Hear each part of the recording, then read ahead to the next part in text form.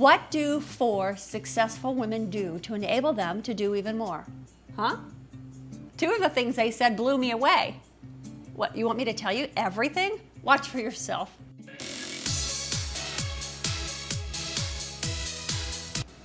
Welcome to kimTV, where you learn how to stop running on empty, fill your tank, and live agelessly.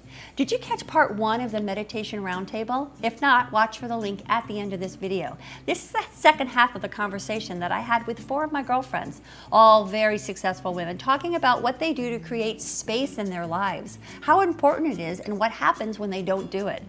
I was blown away by what they shared. We touched upon things that I don't think any of us ever really realized before. There were 2 biggies for me.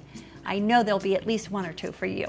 Joining me today is Laura Klein. She's an online publisher, and she's currently spearheading OrganicAuthority.com and Eco Salon. Well, thank you for having me, Kim. It's great to be here.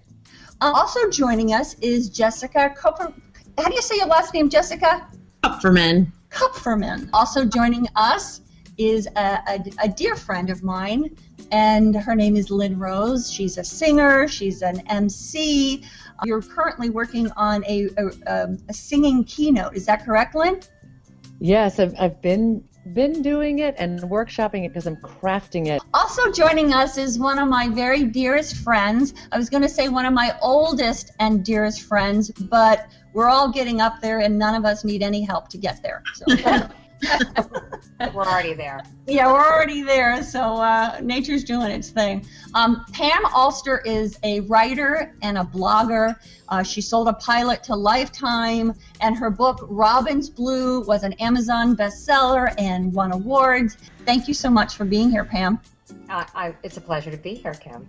We all have this loop going on in our head. There's this mental loop that sometimes we hear it louder, sometimes it goes away and it's underneath, but it's there all the time. How would you describe in one word that mental loop for you? Anybody can jump in. Perfectionism. Perfectionism? Me too. Yeah. Wow, that's a great Everything way is to say it. overcoming that. Yeah, huh? Mine says hurry up and achieve. Yep, all of the Yeah, above. mine's always about hurry up, do more, quicker, better, faster. And I'm constantly working to shut that off because I totally agree. Less is more, and being overscheduled is exhausting. You don't win with that, though. You know, I mean, I think that's a holdover from the 80s when we were feeling like we had to do everything. Yeah, can we blame men? Let's blame men. No, I'm just kidding. That's a joke. I'm just kidding. Men don't do that. No, I know they don't. I'm just kidding. I'm totally. My husband, I marvel that in 1 second he can, literally like within 30 seconds, he can walk in, drop the keys, and in one motion grab the remote and be on his back on the sofa. Like, Testosterone. I'm still walking in the door and hanging up my purse. They don't have that sense that, oh, gee, I need to do this. They're just like, I'm going to go lay down now. And then I'll get up and do that later, and they do. And they do fine with it. They don't feel that sense of... I wonder we all get it from different places, Kim, because for me, having my kids right out of college, my first 2 kids when I was 22 and 23, I feel like it took away a lot of career jumping that I could have done in my 20s and I never got a chance to do so. And then once I got that under control and I figured out I was unemployable, it just makes me feel behind all the time, like I'm almost 40 and I'm rushing to catch up with everybody else who's my age or even younger. Also, people tend to be, and I think this is an excuse. I don't think it's as pervasive as maybe the medical community and the pharmaceutical company lead you to believe, is that people claim to be ADD, but you really have to choose to focus, and you have to look at, what's going to make you happy. And one of the most powerful words in human language is saying no to things. And saying no and choosing what you're going to invest your time and energy into, and also your mental thoughts, by the way, not just your physical energy, but your mental energy and what you choose to think about, that will really help change your life in terms of, relaxation and also just being happy and not running yourself into the ground. Well, I've been recognizing that, and I take responsibility for myself. Everything all our sisters here are saying, I absolutely agree. That's it. Yes, trying to fill the schedule too much and take on too much and do, achieve. But I also recognize that I have an ancestral lineage. Like I come from a lineage of warrior women. Granny ended up having to be a single mom and go to work, back in a time when, women weren't at that as much. My mom is just busy, feeling every little thing, rush, and almost like there's like the this energy that's just almost like a way of being. And I've been recognizing it now in myself and in my mom, and loving my mom. And my mom's gotten better as she's gotten older and relaxed more. But I catch it and I go, what is that? And it's almost like it's an automatic way of being if I'm not careful and not mindful of it. And then it gets, of course, exacerbated by all the achieve, do more, overfill the schedule. So agreed with what everyone's saying here. Lynn, would you call that thing that you're aware of, would you actually call that being, or would you call that doing? Well, doing, when I say automatic way of being, I don't mean being like you're being in the moment, but I mean it's an energetic programming that has, like, in the cells that then causes this state of constant undercurrent of tension, and when I catch it and then say, whoa, okay, and then also learning to say no, like what everyone's saying here, I absolutely agree, and it takes, for me at least personally, an extra degree of awareness. First of all, I want to say I also have the ancestral thing. I completely identify with that and what everybody else is saying. I want to say, because I may be the oldest one in the group here, I want to say one of the things that I've come to learn with all of this, like treadmill, this running, on that hamster wheel, is that we think that we're running out of time and that we're not caught up to maybe what our younger counterparts are, or maybe we took time off, or we didn't get what we wanted from this one venture. And so out of that disappointment, we move to something else, but we feel we need to be at the top of that game right away. And I think that everything is like this constant evolution. And I think that life is long. I don't think that the clock is running out. I think that we have to pace ourselves. And I don't think we're the kind of women, some people are kind of working for that retirement, or they're working for that break or that moment when they can do that yoga class. Instead of just saying, I'll get to the yoga class when I get to it, and then I'll do a little more work, and then I'll take my walk with my dogs. That kind of stuff can evolve, and then so can your career and your venture, because you're going to be doing it till the end of your life. So if you can imagine that your brain is going to still be working and that you're still going to be strong, there is no finish line on it. It's just that kind of tortoise, method. You just got to keep showing up. So I think that when I start to find myself spinning out, which is an old habit of mine, spinning out, I think about that's going to be there later today or next week or tomorrow. That chat, that conversation, that email. I know. Do you spin out? See, you're not alone. My girlfriends and I work to stop it, and we all wake up with one thing on our mind. I think we, at our age, are, in a sense, in a perfect place of shifting that, in a difficult space as well, of being grown up in that, like you said, that generational thing that was passed down, yet we are in this beautiful space to be shifting it back to a place of really in our real power, which is in our being. Yes. Hello, anybody else? Anybody there? I agree. Yeah. Oh yeah, So, I'm just being, I'm absorbing. how important is that, creating space, be it meditation, be it washing the dishes, walking the dog? How important is it to be able to make that shift and shift the paradigm? I'll jump in. I think it's incredibly important because I kind of touched on this earlier, but if I don't create that space, I become a really unhappy and cranky person. I literally get cranky. I just, all of a sudden I realize, oh my God, what is going on? Why am it actually creates stress in my life. And I'm also not as creative. I'm not as productive. It actually becomes like a law of diminishing returns for me. I found out that I have to have some downtime during the week, whether if it's 30 minutes, 45 minutes, an hour. But that all adds up, and it actually fuels my creativity and allows me to show up and be the best that I can be every single day. Because my goal really is also every day to wake up and feel like $1 million. Like I want to wake up and feel like $1 million every day. That includes not just my mental state, but it also includes what I eat, what I drink, all throughout the day, by the way. And it just makes such a difference. I think that's a great point. I'd like to ask everybody, when you wake up, what is your primary objective for the day, for yourself? Not for all the things you have to do, but for yourself. I like what Laura just said. Laura, right? I'm sorry. Yes. If I'm forgetting everybody's names. Well, you are the oldest one.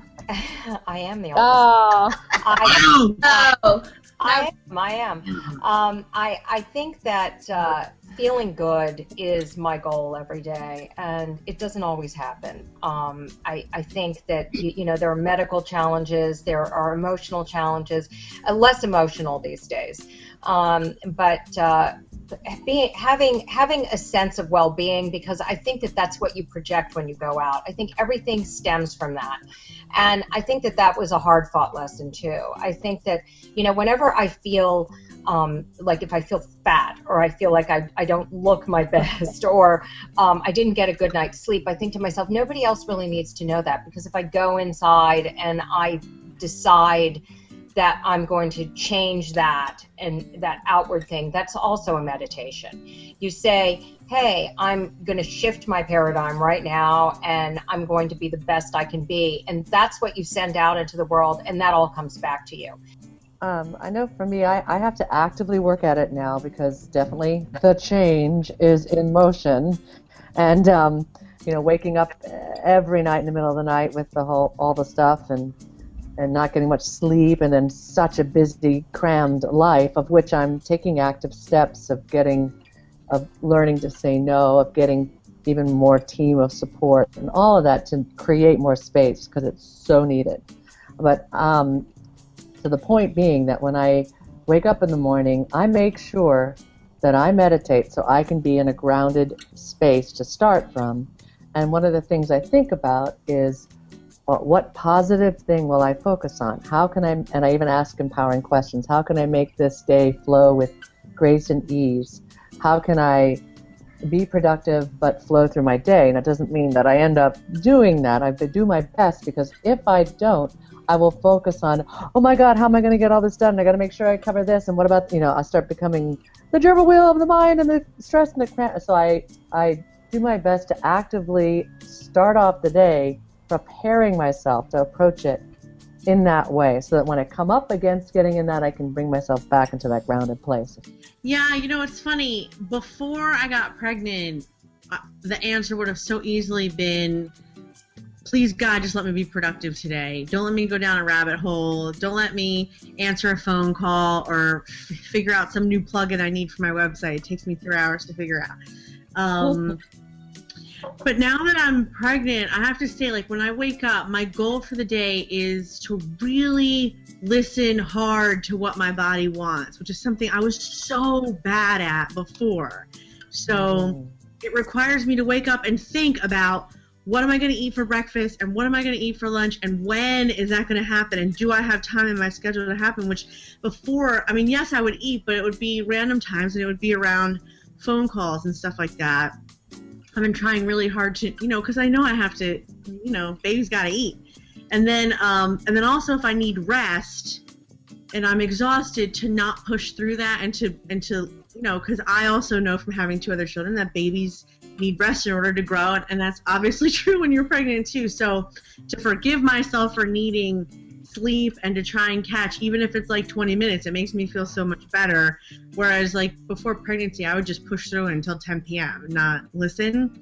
So I've been working really hard to listen to what I need. And then also if that means, not to run errands when I'm supposed to, or not to cook dinner when I'm supposed to, I'm sort of like, that's my carving out space, is just saying, no, I can't do what needs to be done today. I'm sorry for everybody else. You know, it's hard. It's very hard. It's practice. This is the practice. If you could go back and give your advice to your 14-year-old self on this subject of creating space, I would tell my 14-year-old self, put myself first. My teenage life was pretty juicy, I'm not gonna lie. But I think what I would say is fun is one thing, but you need to respect yourself. It's totally different from answering every whim.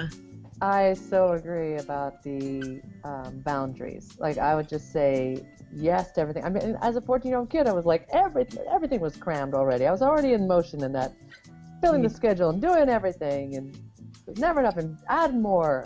And making sure everybody else is more important, and I'll just say yes and do what they want, and so overextending beyond. And so I think you nailed it when you said it, Jessica, boundaries. And it doesn't mean being rigid. It just means owning what feels right for you, and even if you might want to help the other person out or do this other thing, what really is going to honor you, and choose that. Believe in you with unbridled passion. Don't let anyone talk you out of your dreams or your goals. I think so many people are talked out of what they want to do in life, or they don't believe in themselves. But those are all little hits in our journey of life that lead you to your special talent, your special, what makes you, because there's nobody on this earth that is identical to you, and you have special talents and gifts that the world needs, and let those shine.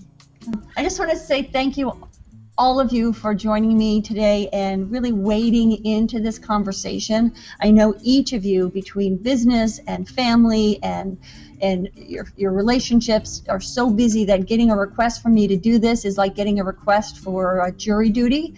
And I really respect what you had to share on this topic, because this is stuff I'm learning too. People look to different people and go, wow, they have their shit together. This is like an unraveling for so many of us, myself included, in terms of getting to that real place of peace and power and within yourself. So thank you so much for being here. And what you shared is, did you guys all hear it when somebody shared something, went, oh, that was good for me? Did you get something from each other? Yeah, absolutely. Yes. Well, I was just going to say, I think what's great about hearing, especially from all these wonderful, in-motion, successful, accomplished women, and hearing the behind the scenes and realizing, wow, we all have these commonalities that we're dealing with as well. And what it helps do is to take away the judgment of it. And I know that's one of the things that I think the more we can release judging ourselves about, dang it, why am I feeling so tired? Or dang it, why am I being so overbusy or stressed or going through all that we discussed here? And just take away the judgment, and let ourselves be human and know we're in process and it's okay. Would you come back again on another topic? Not every time, I promise. Of course, yes. Anytime you want, Kim. Thank you, and I so appreciate you asking me. Thank you. Let me just check in with my 14-year-old self and I'll get back to you. No, I'm just kidding. Thank you. Absolutely. It was a pleasure. Wonderful. Great. Yes, Kim, thank you for having us. This has been a lot of fun. We all have the same things filling our inner peace, and it's up to us to do something about it, for ourselves and for the safety of the people around us. I especially thought it was valuable to hear that these wildly busy women, a digital publisher, a novelist, a business consultant, a speaker, that they said how important a meditation practice, even if it's just a few minutes a day, is to them in order to do the work that they do and be a happy, productive person. After running myself into the ground and being exhausted for longer than I even want to remember, I find practices like meditation and yoga not only critical for my business, but also for my relationships, my health, but most importantly, to connect with me. And if you don't have you, you have nothing to give. So, what are you going to try for yourself? Is it just stopping to breathe for a couple of minutes a few times a day? Or letting your mind wander while you're doing the dishes? Or is it committing to a dedicated practice? Let me know what you're going to try in the comments below. Or tweet me at Kim Castle, #MeditationMonth. You never know. What you share can inspire another woman just like you. And if you haven't joined the Life Unfold conversation, it's easy to do.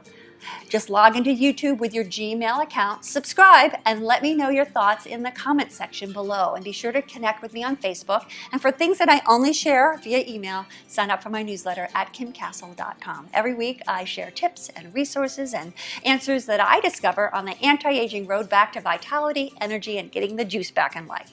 And if there's something you'd like to see me explore, let me know that as well. Thank you so much for inviting me into your life today. Be sure to share kimTV with a woman that you love. Until next time, remember to live life on full. And if you want to catch part 1 of the conversation, you can get it right here. Hope you enjoyed the video. Let me know in the comments below and show me some Sally Field and like it. And of course, subscribe. I promise I'll make it worth your while.